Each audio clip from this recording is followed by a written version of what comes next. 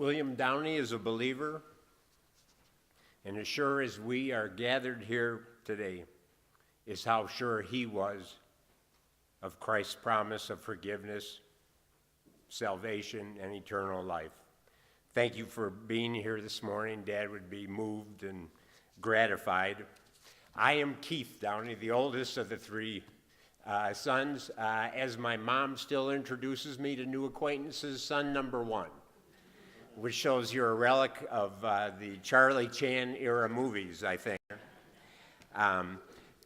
If I could, just quickly, I'd like to say thank you to a few friends who've been so helpful, not only in recent days, but over the last couple of years as Dad's condition worsened, and among them, some very wonderful neighbors at Nature View condominiums, Sharon June, Frank and Wanda Blewett, who share the same duplex as my mom, and then right across the grassy knoll, where many dinner gets delivered, about 50 yards, Judy and Tom Cleveland have been so helpful in these last couple of years, and I've enjoyed a lot of good food in the last couple of years too on my visits.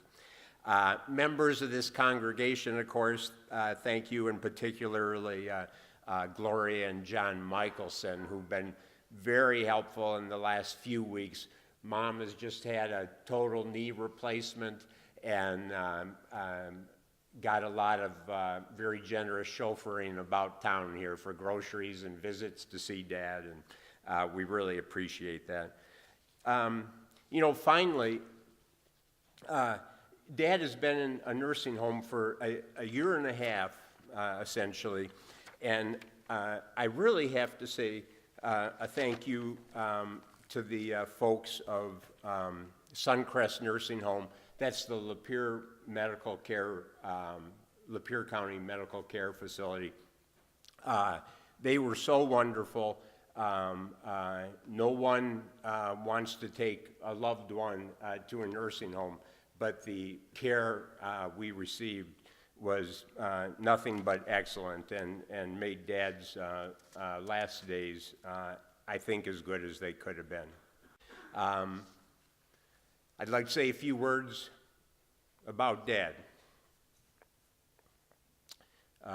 And you won't be surprised if I suggest that he was a remarkable man.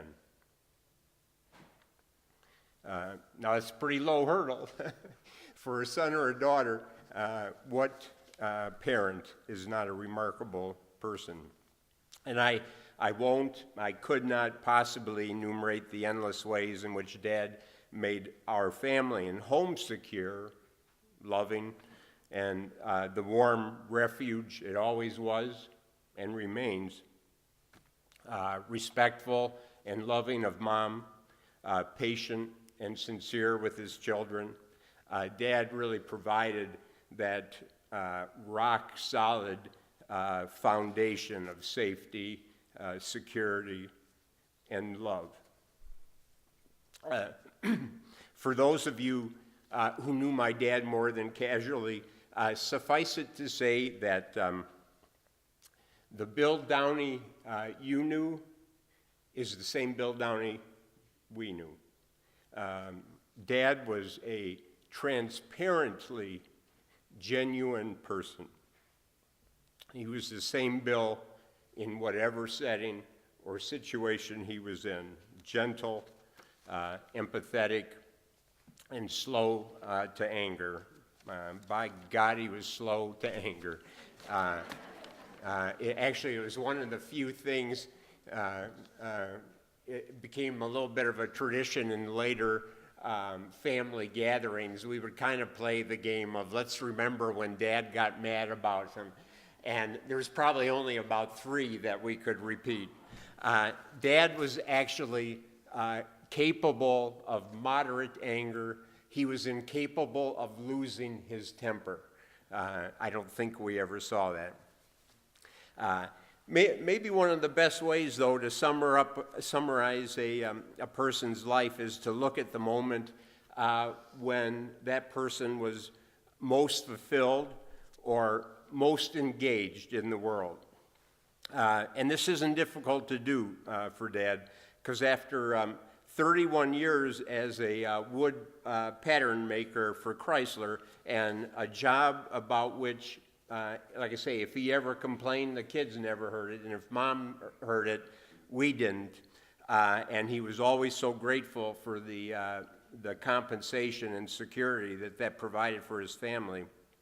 After that 31 years in retiring, Dad, along with Mom, embarked on a venture that took them only a couple miles up the road, but it led them on a 12-year journey of service to their community and to their faith.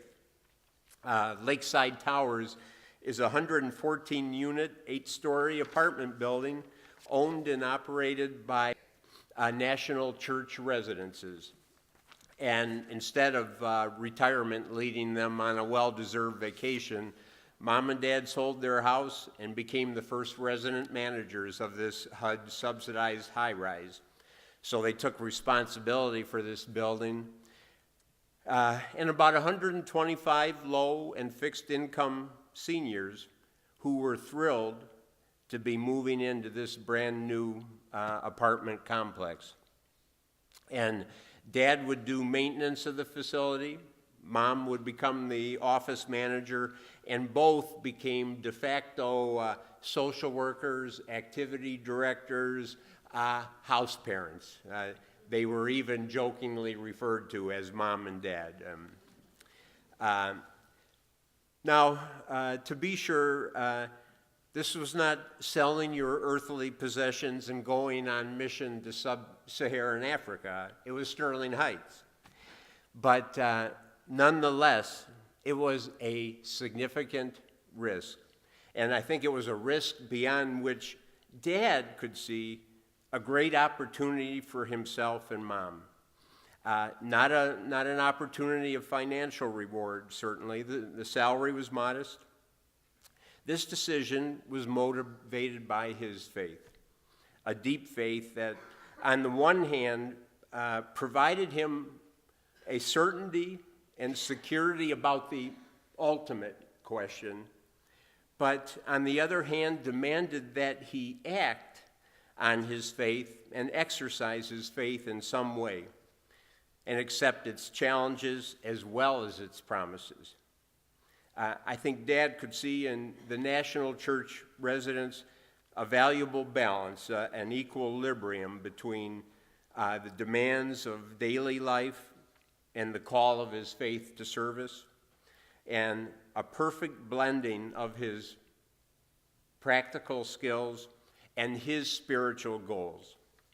Now, Dad had always tried to put his faith into action. This wasn't his first foray, but it was usually through the church. He's done membership outreach, Bible study, community service projects, sung in the choir, served as a deacon, organized interfaith dialogues, always unfailingly generous in his tithing. At Utica Presbyterian Church still stand the baptismal font, pulpit, and choir modesty rails that he built in the basement of our house at the request of the pastor. The pastor knew of his fine woodworking skills. So Dad cut, assembled, stained, and varnished these things next to the washer and dryer downstairs. And when you see them, they're very professional. You don't believe they came out of somebody's basement.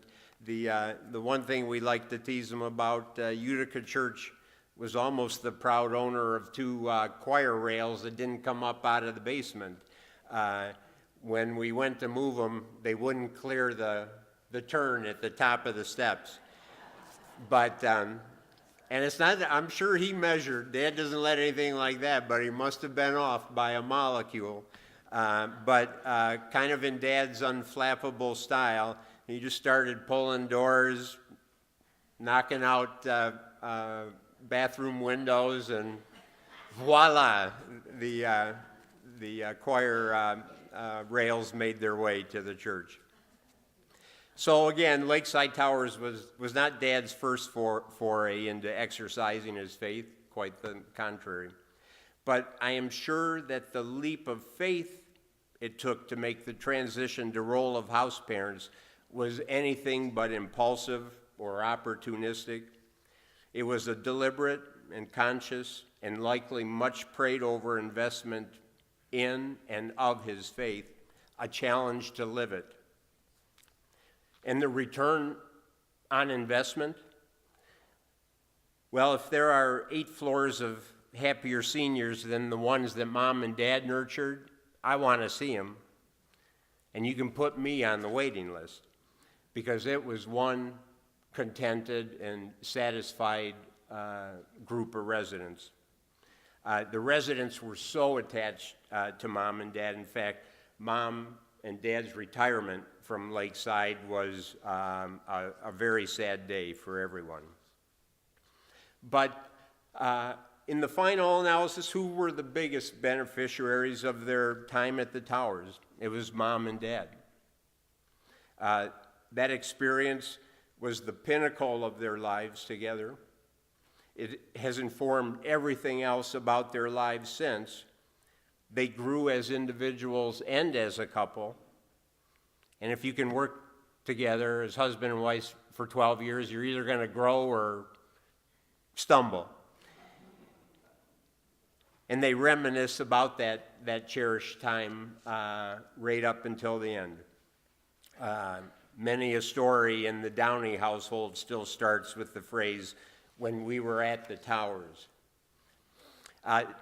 Sometime early in their years as managers, Dad started writing short articles, essays really, that were included in the monthly newsletter of announcements and calendar of events. These essays might address current events or a nostalgic reminiscence, or most frequently, they were a meditation on some issue of faith and spiritual life. At some point, Dad titled this column, "From the Workbench." And I love the double meaning of this title, or the double message, because it's so characteristic of Dad's humble view of himself. I think of from the workbench, from the maintenance room, a message from the guy that cleans the filters in your air conditioners, unplugs your sinks, vacuums the halls. A message from Bill. And more critically, perhaps, the workbench is metaphor for the very thing that has brought Dad to this place, his continuing work on his faith on the workbench of life. He would sign each of these articles in his service bill. And here is one such meditation apropos of this Lenten season, and maybe apropos of our weather outside this morning. It says, "No longer is the beauty of winter so prevalent. The snow is melting, the speeding cars splash through watery streets, and mud-filled moisture crashes against the snowbanks at the curb's edge and trickles slowly down, blackening the once glistening snow. If we had no faith in the future, we would be very sad. But we do. We know that beyond that muddy street and dirty snow is new life, green grass straining to make its appearance, buds on trees swelling with the start of new leaves, crocus bulbs ready to burst from their skins, and we sense a new joy. As we enter the Lent season, our minds again turn to that time of Jesus going into the desert to be tempted by evil powers. Soon we will be reminded of his trek to Jerusalem and the cross even now becoming heavy on his shoulders. We would be sad if we had no faith, but we do. We know that beyond all this also is a new life, that beyond the desert, beyond the temptation, beyond a cross is a new life, new hope, and a new joy. And he closes with a quote from John 15, These things I have spoken to you, that my joy may be in you, and that your joy may be full. And one other selection, much later in the series of the essays, and it's a vivid childhood memory of church life in a rural community outside Alpena, Michigan. Dad writes, "Whenever I read the 13th chapter of Corinthians, memories of many years ago float to my mind. We were a small rural church, the second church of a pastorate. The pastor's main charge was the city church some 20 miles away. He conducted morning services in the city and evening services at our church in the country. Sometimes unforeseen weather conditions and cars that were not quite as dependable as today caused the pastor to arrive a little late. In these instances, the lay leaders would begin the service. Because the pastor would bring the Sunday bulletins with him from the city, the service was simple and informal, at least until he arrived. One layman I can remember, when called upon in this situation, invariably turned to the 13th chapter of 1 Corinthians. I can still see his weathered face and hear those most deliberate words. If I speak in the tongues of men and of angels, but have not love, I am a noisy gong or a clanging cymbal. And then, taking pride in his maturity or manliness perhaps, there seemed to be heightened emphasis when he came to the 11th verse. When I was a child, I spoke like a child, I thought like a child, I reasoned like a child. When I became a man, I gave up childish ways." Beautiful memories. Things were different when we moved to the city. The services were more formal, and many of the old hymns were gone from the hymnals. Some thought they were too emotional. We thought there needed to be some emotions in a love affair with God. But then God does come to each of us in a different way. Dad's faith was grounded in those early years, and so too was his boundless gratitude. Poverty was not uncommon to the era of his childhood, and it was certainly no stranger to him and the mother that raised him and his siblings after their father's early death. That poverty informed his worldview and politics.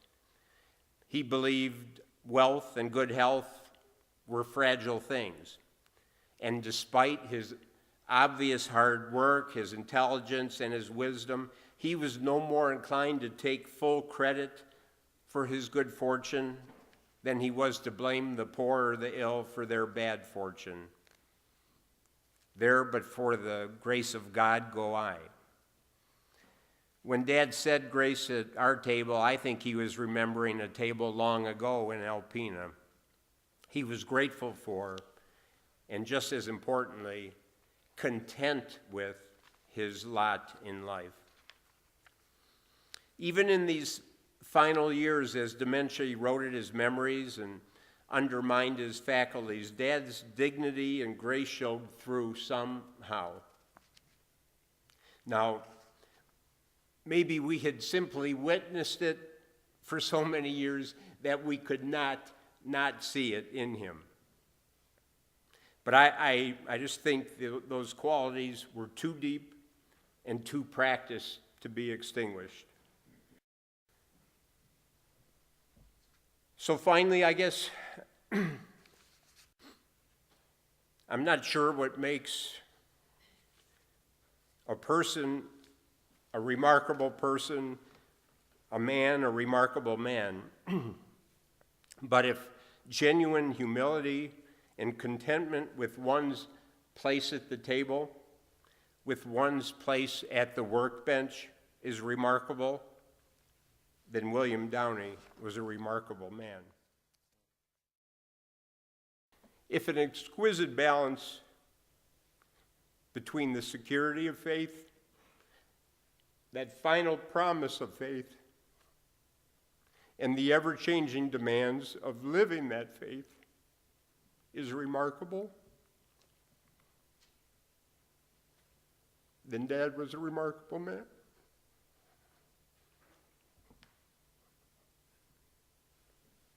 I do know that William Downie is a believer, and as sure as we are gathered here this morning is how sure he was in the promise of forgiveness, salvation, and life everlasting.